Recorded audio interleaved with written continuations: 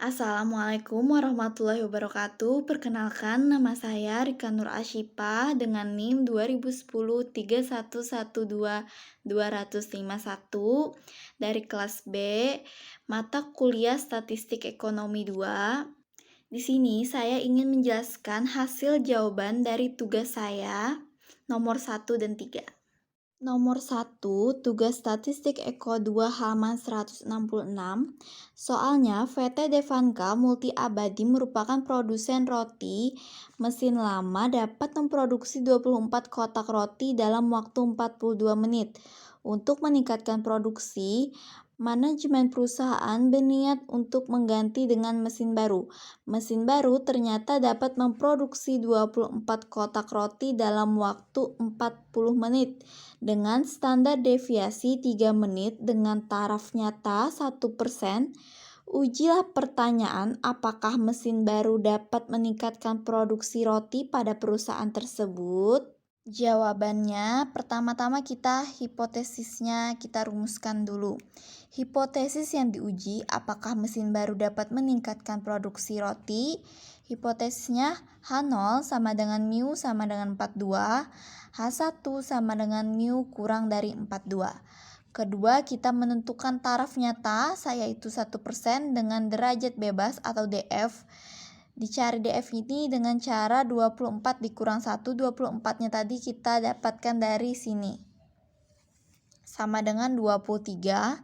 Nilai kritis yang kita peroleh dari tabel T sama dengan 2,500. Selanjutnya kita lakukan uji statistik dengan rumus X bar dikurang mu dibagi S dibagi akar N.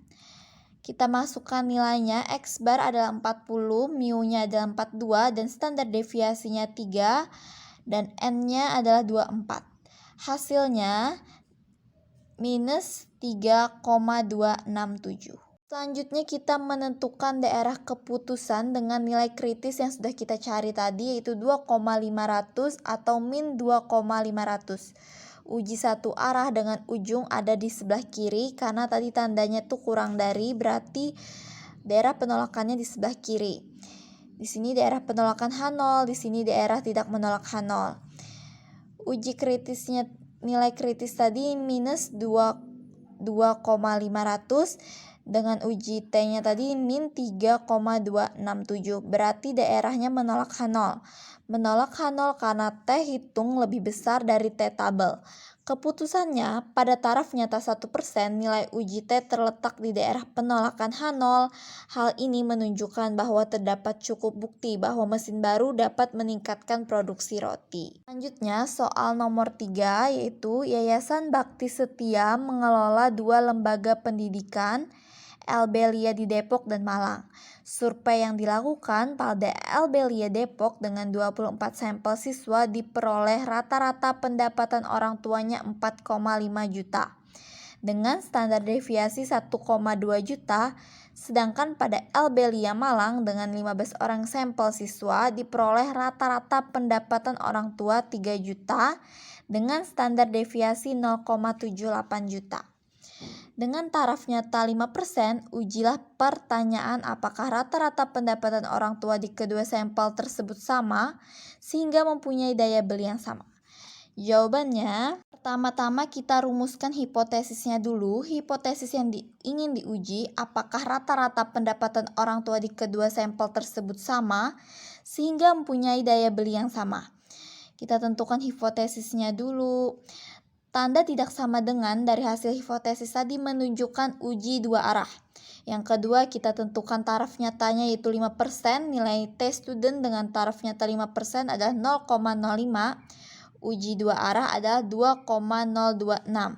Sedangkan DF-nya, derajat bebasnya, kita cari dengan N1 tambah N2 dikurang 2. N1-nya tadi 24 dan N2-nya 15 dikurang 2 sama dengan 37. Selanjutnya kita melakukan uji statistik T. Sebelum melakukan uji statistik T, kita harus mencari S2P-nya dulu dengan rumus N1 dikurang 1 dikali S1 pangkat 2 ditambah N2 dikurang 1 dikali S2 pangkat 2 dibagi N1 tambah N2 dikurang 2. Kita masukkan nilainya. N1 tadi 24 dikurang 1 dengan standar deviasi yang pertama itu 1,2, kita pangkatkan 2, ditambah N2 dikurang 1, 15 dikurang 1, dikali standar deviasi yang kedua 0,78, kita pangkatkan 2, dibagi N1 tambah N2, 24 tambah 15 dikurang 2. Dengan hasil 1,125. Selanjutnya kita masukkan ke uji statistik T-nya dengan rumus X1 bar dikurang X2 bar dibagi akar dari S2P dikali 1 per N1 ditambah 1 per N2.